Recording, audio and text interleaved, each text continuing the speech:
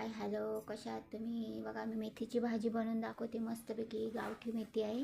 मस्तपैकी मी करून दाखवते. बघा काय काय साहित्य घेतलं. कांदा घेतला आहे, मिरची कट करून घेतली आहे, थोडासा लसूण ठेचून घेतला आहे. बघा मस्तपैकी करते. बघा तुम्ही पण असा करून बघा. गावठी मेथी आहे ही. छानपैकी धुवून मी स्वच्छ करून घेतले. तेल गरम करून त्यात पहिले लसूण टाकला आहे मी फ्राय करायला. मस्तपैकी लसूण आपल्याला फ्राय करायचा आहे. याच्यामध्ये छान असा परतून घ्यायचा आहे लसूण, असं सोनेरी कलरमध्ये. मस्त तुम्ही असं करून बघा मेथीची भाजी. एक सिक्रेट वस्तू टाकणार आहे ती तुम्ही नंतर बघा. कांदा टाकला आहे आता मी. जरासा लसूण फ्राय झाल्यानंतर थोडासा कांदा टाकला आहे. एक कांदा मोठा असा कट करून घेतला आहे मस्त. तो आता आपल्याला मस्तपैकी फ्राय करून घ्यायचा आहे.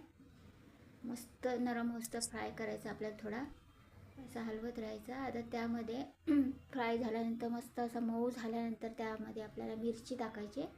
जे आपण मिरची कट करून घेतली, मी 2 मिरच्या कट करून घेतल्यात अशा, त्या टाकल्यात. मस्त अशी मोठी होती मिरची आणि एक अशी ठेचून टाकली. मस्त अशी करून बघा तुम्ही. खूप छान लागते भाजी ही. असं परतून घ्या चांगली. मिरची टाकल्यानंतर कांद्यासोबत अशी लसूण कांदा मिरची अशी चांगली परतून घ्यायची आपल्याला मस्तपैकी गोल्डन होस्तर. मस्त गोल्डन झालं बघा. मस्तपैकी मिरची परतली, लसूण परतला आहे, कांदा परतला आहे. छान असा हलवून घेतला आहे. त्यात आपल्याला हलवून घेतल्यानंतर थोडीशी आपल्याला त्यात चांगलं परतून घेतल्यानंतर त्यात थोडीशी चांगलं असं मिक्स केल्यानंतर कांदा मिरची लसूण मिक्स केल्यानंतर थोडीशी आपल्याला हळद टाकायची. मस्तपैकी भाजीला कलर येतो, भाजीला चवही छान येते. मस्त अशी सुकी भाजी होते. छान असा कलर येतो भाजीला आपल्या. अशी भाजी तुम्ही करून बघा माझ्यासारखी. पूर्ण मला विश्वास आहे तुम्हाला अशी भाजी आवडेल. आणि तुम्ही ही भाजी टिफिनलासुद्धा देऊ शकता. बघा मस्त धुतलेली भाजी मी कांद्यामध्ये टाकली आहे. लसूण कांदा हिरवी मिरचीमध्ये टाकले हळद घालून. मस्त कांदा परतून लसूण परतून घेतला आहे, मिरची परतून घेतले आणि त्यामध्ये थोडी हळद टाकून ही भाजी धुवून स्वच्छ ठेवलेली होती ती मी टाकली. हिरवीगार कवळी भाजी आहे बघा. बघा तुम्ही अशी करून बघा माझ्या पद्धतीने. टिफिनलाही तुम्ही देऊ शकता, मुलांच्या टिफिनला देऊ शकता, ऑफिसच्या टिफिनसाठी देऊ शकता. कशी तुम्ही रोज आपल्या जेवणात बनवू शकता. अशी भाजी लागते. चव तर एवढी अप्रतिम लागते ना. तुम्ही अशी माझ्या पद्धतीची एकदा करून बघा. बघा किती छान कलर आला. हिरवीगार भाजी आपली आहे ही. कवळी आणि एकदम मस्त अशी आपली परतून घेतली. हळद मिरची लसूण कांद्यामध्ये अशी परतून घ्यायची मस्तपैकी. अशी मऊ होऊन द्यायची मस्तपैकी. अशी एकजीव करून घ्यायची सगळं कांदा मिरची लसूण सगळं असं. आणि त्यावर जरा 5 मिनटं अशी वाफ द्यायची. जर अशी वाफ दिली का ताट काढून घ्यायचं. पुन्हा हलवायची आपल्याला ती भाजी. छानपैकी हलवली का मीठ टाकायचं त्यात चवीनुसार.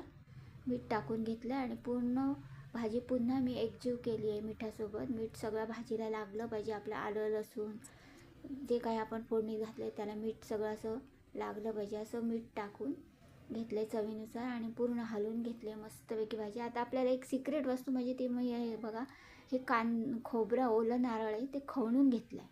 तो मी हा खोबरं घालणार आहे या भाजीमध्ये. तुम्ही अशी भाजी करून बघा. खोबरं टाकून ओला नारळ असं खवणून टाकून बघा. अप्रतिम भाजी लागते. तुम्ही अशी करून बघा माझ्या पद्धतीने. नक्की तुम्हाला आवडेल.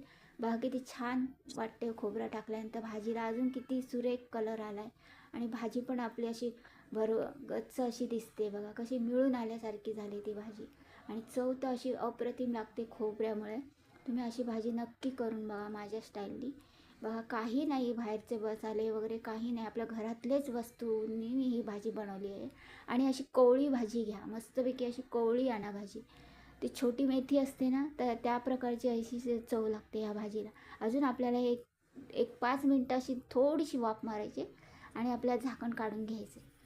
अशी करून बघा तुम्ही. मस्त भाजी लागते. चव तर एक नंबर लागते. बघा किती छान झाली आपली भाजी. बघा कलर किती छान आला आहे. खोबरं आपलं मिक्स झालं आहे त्याच्यामध्ये. किती मस्त वाटते. तुम्हाला कशी वाटते नक्की मला कमेंटमध्ये सांगा. आणि अशी भाजी तुम्ही नक्की करून बघा. ओला नारळ अशी घालून अशी सुक्की टिफिनसाठी तुम्ही देऊ शकता. मुलांसाठीही तुम्ही देऊ शकता. खूप छान लागते भाजी. खूप म्हणजे खूप खूप छान टेस्टी. भाकरी चपाती तर एक नंबर लागते.